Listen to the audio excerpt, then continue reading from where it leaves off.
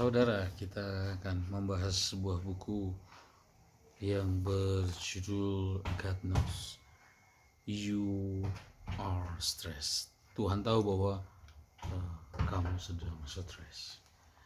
Nah, Anne Brian Smolin akan memberikan 12 langkah bagaimana kita menghadapi stres atau reaksi kita terhadap peristiwa yang menyebabkan stres. Jadi peristiwa yang menimpa kita bukanlah penyebab stres, melainkan reaksi kita terhadap peristiwa lah yang membuat kita nanti stres atau tidak stres. Buku ini buku yang tipis, mudah dibaca, sekitar 180 halaman. Nah, baik, kita akan membahas 12 langkah yang ditawarkan oleh Anne Brian Smolin. Yang pertama, sadari bahwa Anda tidak sempurna. Kita butuh proses. Ada ungkapan yang mengatakan betapapun dininya kamu bangun, kamu tak dapat mempercepat datangnya sang fajar.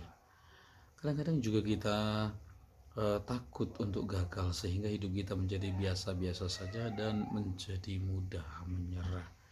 Nah, bagaimana kita menghadapinya? Kita harus menerima bagian yang kasar, mampu menerima kekuatan dan kelemahan kita. Kita juga harus menyukai diri sendiri. Sebaiknya kita perlu mengenali, memperhatikan diri sendiri. Jangan menolak hal-hal yang baru, belajar untuk bermain, belajar untuk santai dan menikmati diri sendiri, dan jangan mengekang kemampuan kita. Kenali kesalahan tanpa menghukum, tetapi kesalahan harus diterima dan diakui. Jadi juga kita perlu merayakan dalam hidup ini sebagai peluang untuk belajar, sebagai kesempatan positif untuk bertumbuh. Kita perlu untuk belajar memanfaatkan waktu yang tersedia, lalu kemudian hal-hal yang mungkin dan hal-hal yang sehat dapat kita manfaatkan, maksimalkan, memikirkan hal-hal positif dari kesalahan, dan lakukan sesuatu yang belum pernah Anda lakukan. Jika kita takut, nah itu karena kita pemula. Kita takut menghadapi sesuatu yang belum pernah dikerjakan. Biasa hal ini terjadi, maka pantas kita untuk menerima. Yang kedua, ubahlah pembicaraan dengan diri sendiri. Dengarkan pikiranmu timbang perkataanmu. Apakah perkataanmu itu banyak bermuatan positif atau perkataan yang bermuatan negatif? Kalau kita mengulangi kata-kata tunggal dengan nada positif yang meneguhkan, pikirkan sesuatu yang mengganggu, masalah pribadi mungkin, acara sosial, terkait pekerjaan atau orang lain, atau perasaan-perasaan yang tidak senang. Pikirkan. Lalu juga buat daftar pesan yang positif. Aku berharga, aku bisa diandalkan, aku juga bisa menjaga rahasia, dan aku bisa mendengarkan pengalaman atau isi hati, curahan dari teman-temanku. Yang ketiga, tentukan prioritas. Tanyakan, jika punya waktu hidup tinggal 6 bulan lagi, dengan siapa Anda akan meluangkan waktu Anda? Tanyakan juga apa saja yang sungguh-sungguh akan Anda lakukan. Tanyakan juga bagian hidup manakah yang Anda anggap paling penting. Tulis juga 3 macam nilai terpenting, urutkan. Dan jika diperiksa, apakah nilai ini tercermin dalam cara Anda menggunakan waktu Anda? Lalu juga buatkan daftar impian, tulis bagaimana untuk mewujudkannya, dan realistislah dengan waktu yang tersedia. Dapat juga Anda membuat 2 tanggal atau 3 tanggal setiap bulan untuk diri sendiri, misalnya rekreasi, berjalan sendiri, atau lain-lain. Buat juga ketentuan kebijakan tentang hal penting dalam pilihan tanggal tersebut. Contoh nilainya ialah nilai yang mau diperjuangkan meluangkan waktu akhir pekan dengan keluarga, maka kebijakannya aku tidak akan memeriksa email, aku akan menangguhkan pekerjaanku, meletakkan pekerjaanku di hari tersebut.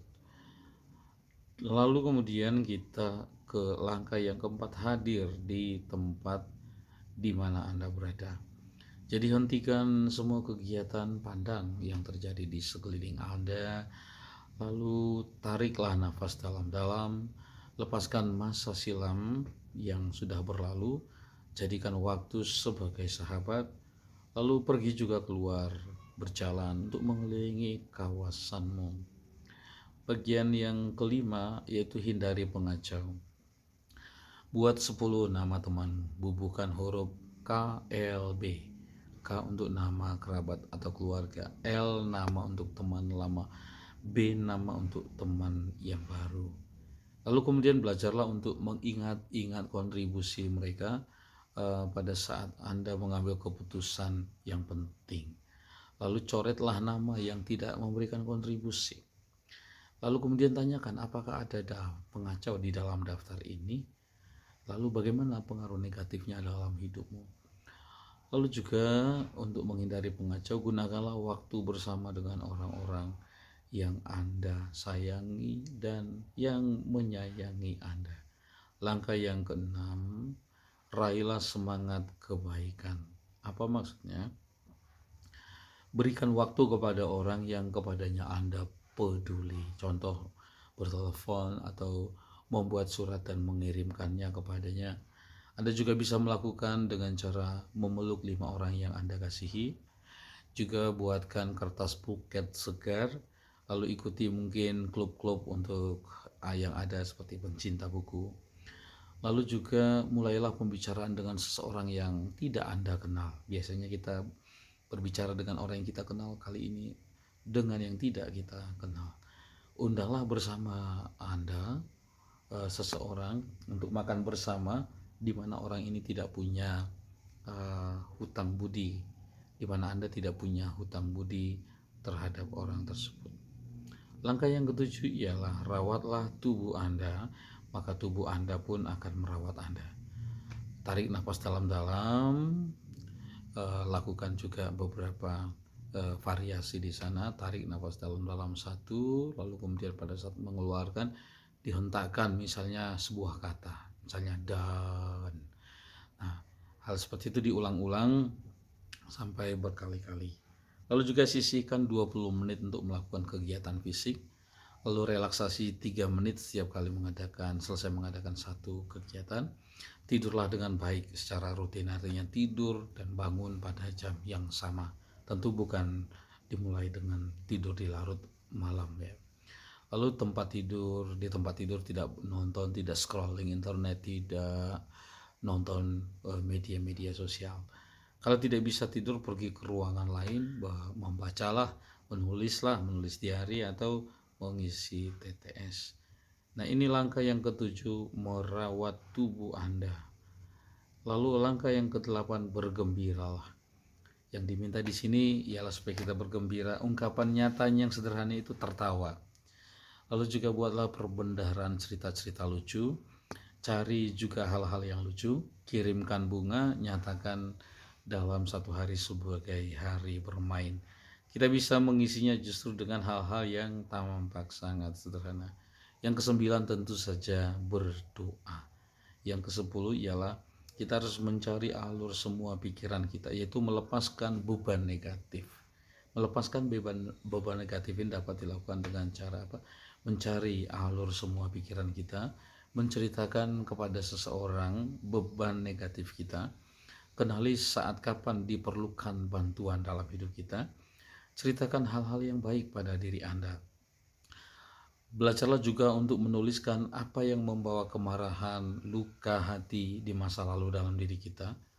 Tuliskan hal ini sesudahnya dengan lengkap tentunya titik-titik di mana kita mengalami luka, penderitaan, juga persoalan traumatik. Bacakan, lalu kemudian bisa disobek-sobek sambil kertas ini disobek atau dibakar. Anda bisa mengatakan kalimat seperti, dengan ini aku membuang saat yang menyusahkan ini. Aku membebaskan diriku untuk suatu hidup yang baru. Ini baik, pantas juga kita untuk mencobanya. Yang ke-11 yaitu belajar untuk berkata tidak. Tidak pada orang lain, tidak pada diri sendiri. Contohnya Ya, tidak pada tambahan makanan sehat, makanan coklat, tidak pada minuman yang beralkohol. Maksudnya kata tidak di sini untuk suatu hal yang kurang baik, yang negatif. Lalu pikirkan juga beban yang disebabkan oleh jawaban yamu, padahal Anda ingin sungguh atau Anda sungguh berkata-kata demikian. Jadi harap dipikirkan beban yang ditimbulkannya. Artinya siap dengan resiko. Lalu bersyukur. Bersyukur kita lakukan dengan cara apa? Menuliskan pesan terima kasih eh, luar biasa, saya sangat menghargai. Hal lain kita bisa bertelepon dengan teman lalu mengatakan bahwa kita menyukai mereka. Mereka adalah bagian hidupku dan aku menjadi bagian dari hidup mereka. Lalu daftar juga rahmat pada hari ini. Nah, kita perlu juga untuk menghitung-hitung rahmat yang diberikan kepada kita. Kita juga bisa menuliskan. Selain itu sebelum kita beristirahat pada malam hari kita juga bisa berdoa dan mengatakan serta memanjatkan rahmat-rahmat yang sudah kita terima pada hari tersebut. Demikian saudara, ada 12 langkah atau 12 usulan atau 12 poin yang ditawarkan oleh Anne Brian Smolin untuk kita tentang bagaimana kita bisa mengatasi tekanan-tekanan dalam kehidupan kita. Ternyata bahwa yang amat menentukan atas peristiwa yang menyebabkan kita stres ialah reaksi kita terhadap peristiwa itu.